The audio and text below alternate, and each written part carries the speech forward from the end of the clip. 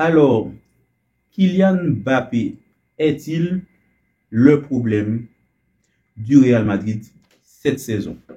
Oui, mais non. Alors tout d'abord, je dirais pourquoi le problème du Real Madrid n'est pas que Kylian Mbappé.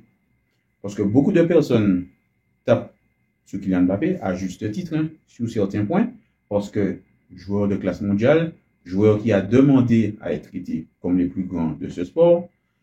Donc quand c'est bon, il faut dire que c'est bon. Quand c'est pas bon, il faut dire que c'est pas bon également. Cependant, les gens oublient également que les années précédant l'arrivée de Kylian Mbappé au Real Madrid, le Real Madrid est en surperformance. Le Real a des joueurs comme Toni Kroos, comme Karim Benzema, qui permettent à l'équipe, c'est comme si c'est l'arbre qui cache la forêt, pour permettre à l'équipe de continuer à performer, et aussi Vinicius qui était dans une forme étincelante. Je ne parle même pas encore de l'arrivée de Bellingham, même si Bellingham est arrivé après, ça fait un an qu'il est là. Mais ces joueurs-là étaient là pour pouvoir cacher, on va dire, les carences de Real Madrid. Parce que, ok, Courtois, dans les cages, qui tient son rang,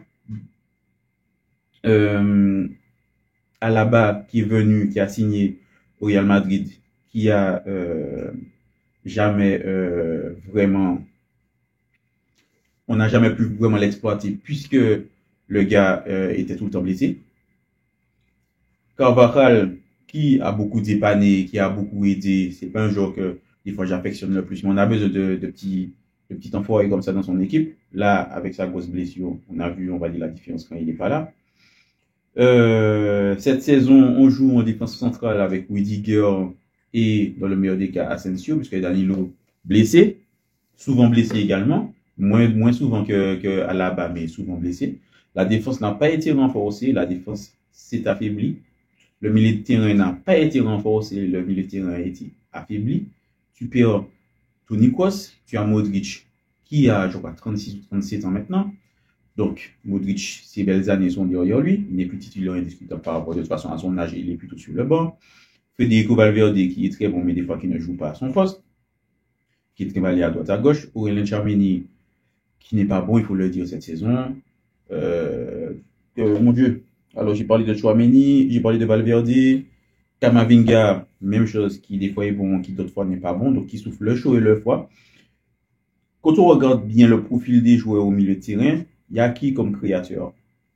Arda Güler, c'est un jeune joueur, c'est un joueur d'avenir. Au Real, mais c'est pas sur lui que tu peux t'appuyer, c'est un jeune joueur. Il est là justement pour pouvoir apprendre des plus grands, pour progresser et ensuite pour faire des choses intéressantes. Même chose pour Brahim Diaz. Il y a beaucoup de jeunes joueurs. Je ne suis même pas encore arrivé à l'attaque. Bellingham, qui tient justement son rang, même si on le verra, son rôle est différent comparé à ce qu'il avait à faire l'année dernière. L'année dernière, c'est bien ça. Et maintenant, Vinicius, qui cette saison n'est pas aussi rayonnant que la saison passée. Rodrigo, qui tient toujours son rang, mais c'est compliqué parce que on sent toujours que c'est peut-être la cinquième roue du carrosse qui est toujours choisie en premier dès qu'on doit remplacer quelqu'un. Mbappé, qui selon moi doit jouer à gauche, là où Vinicius joue.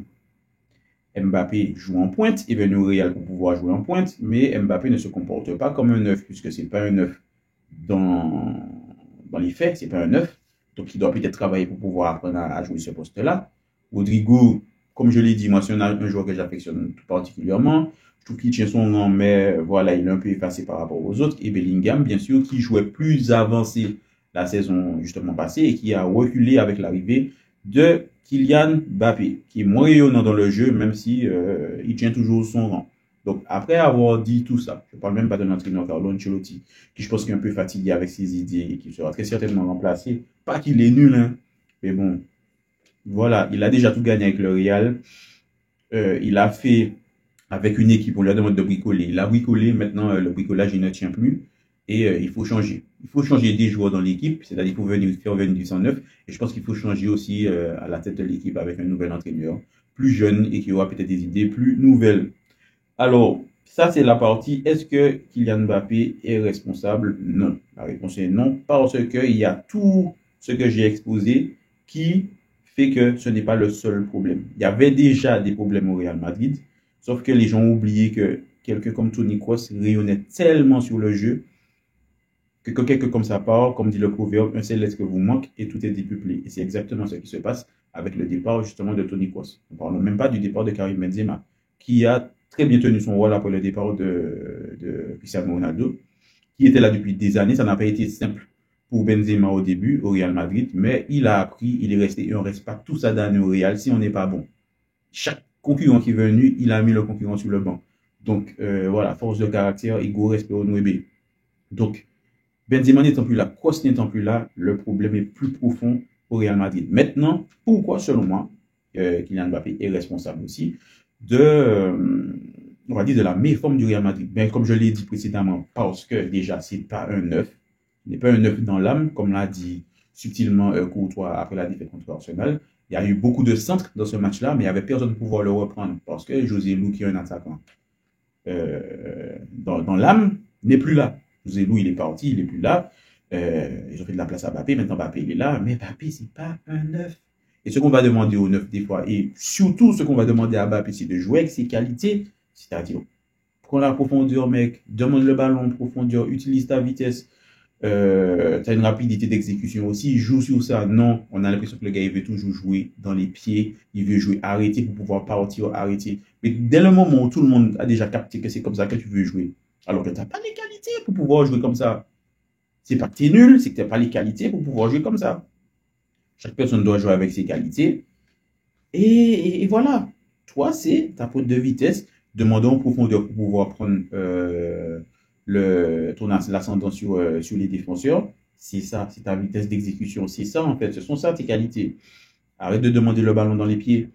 Et comporte-toi comme un neuf. Va dans les zones du neuf. Parce que les déplacements de Kylian Mbappé aussi ne sont pas bons. Ce qui fait que comme les déplacements, quand il ne sont pas bons, il n'a pas des déplacements de neuf. Donc ça fait qu'au final, Vinicius ou Rodrigo, mais plus souvent Vinicius parce qu'il est plutôt attiré par le côté gauche, ils vont se marcher sur les pieds. Bellingham qui a reculé justement d'un cran doit aussi trouver sa place dans tout ça. Donc ça fait que tout le monde se marche sur les pieds. Il n'y a pas d'automatisme. On sent vraiment la somme d'une individualité et on ne sent pas d'automatisme avec ce Real-là. Donc, est-ce que la faute, c'est totalement de Kylian Mbappé? Non. Il a une part de responsabilité parce qu'il va falloir, la saison prochaine, ce sera sa deuxième saison, qu'il travaille sur ça parce que si tu es venu que tu dois être neuf, si Vinicius reste au Real Madrid, parce qu'on n'y a dit que Vinicius va rester, vu le jeu témoin non plus avec les supporters du Real, toutes les couleurs qu'il a dû avaler en Espagne avec justement le racisme qu'il subit dans la plupart des stades quand il y va. Bon, il n'est pas exempt de tout reproche parce que c'est un joueur de niveau caractériel qui des fois est exécrable, mais on y a une excuse justement le racisme et je condamne fermement justement toutes ces prises de position racistes de supporters, pas les adversaires mais surtout des supporters dans le stade. Ça c'est dégueulasse et je condamne ça totalement. Et est-ce qu'il restera au Real? Oui, non. S'il reste au Real, est-ce que Rodrigo restera également? Parce que le Real Madrid doit trouver une nouvelle animation offensive. Doit surtout trouver un joueur créateur au milieu de terrain, des défenseurs, mais aussi retravailler l'attaque. Un schéma tactique différent pour que chaque personne puisse connaître sa place pour pouvoir être efficace. Donc voilà. Et pour Kylian Mbappé, ce que je voulais justement préciser aussi, quand j'ai plus de foot, moins de déclarations, parce qu'à chaque fois que tu as fait une déclaration, à chaque fois que tu t'es voté, et ça c'était déjà au Paris Saint-Germain, ou il me semble en équipe de France, quand tu avais sorti ton fameux, est-ce que quand tu me vois, parce que quand tu as regardé le match, tu as vu un gars perturbé, depuis ce moment-là, on voyait quelqu'un de perturbé sur le terrain. Quand finalement tu avais sorti quelques beaux matchs où c'était intéressant, qu'est-ce que tu as sorti? Mon adaptation, elle est terminée, maintenant c'est à moi de décider des matchs. Et juste depuis que tu as dit ça, tu as décidé d'aucun match, mon jeune. Tu as décidé d'aucun match. Plus de foot, moins de déclarations. Travaille dans l'ombre s'il le faut. Travaille pour devenir efficace. Et quand tu vas devenir efficace, si tu veux faire tes déclarations, fais-le. Mais ça ne te réussit pas. Bien manger, bien dormir. Est-ce que tu vois quelqu'un de perturbé? C'est moi qui décide des matchs. Vas-y, ça ne fonctionne pas. Tu as déjà la pression, tu te rajoutes encore d'autres pressions. Dans quel but? Je ne comprends pas. Dans quel but? Donc voilà, c'est tout ce que j'avais un peu à dire. Vous n'hésitez pas à me dire ce que vous en pensez. Est-ce que c'est totalement de la faute de Kylian Mbappé si le Real sort cette saison? À nuancer, hein, parce qu'il ne faut pas oublier que le Real va jouer la finale de la Coupe du Roi. Le Real n'est pas totalement distancé parce que je crois qu'ils sont à 3 points, à 4 points du Barça avant la fin de la saison et ils doivent jouer le Barça. Donc, ils ont peut-être la possibilité de revenir à un point. On sait tous que bon, chaque match où tu laisses des points en Espagne, c'est très compliqué parce qu'on sait tous que ce sera soit l'Atlético, Real, Barça qui vont se tirer dans les pattes pendant toute la saison et que tu laisses des plumes, même si tu ne perds pas, l'autre équipe ne perd pas, ça va être compliqué. Mais ils ne sont pas distancés, donc ils sont toujours en course pour la Liga et ils sont toujours en course pour la Coupe du Roi. Donc c'est pas une saison dégueulasse non plus. Éliminer en quart de finale de Ligue des Champions avec une équipe, t'as peur comme on dit, parce que franchement, l'équipe elle est pas bonne cette saison. Elle est vraiment vraiment pas bonne. C'est comme si c'est une équipe B, même pas B, une équipe C. C'est le pire du pire que tu peux faire avec les joueurs que tu as là, sans qu'on t'apporte des renforts. Et c'est ça que Ancelotti fait depuis un moment. Donc voilà. Dites-moi ce que vous en pensez. Et n'hésitez pas, comme d'habitude, à laisser des commentaires, vous abonner si vous aimez bien mon contenu, que ce soit foot ou autre chose, puisque je parle de beaucoup de choses sur ma chaîne. Et voilà. Moi, je vous dis à une prochaine pour une autre vidéo.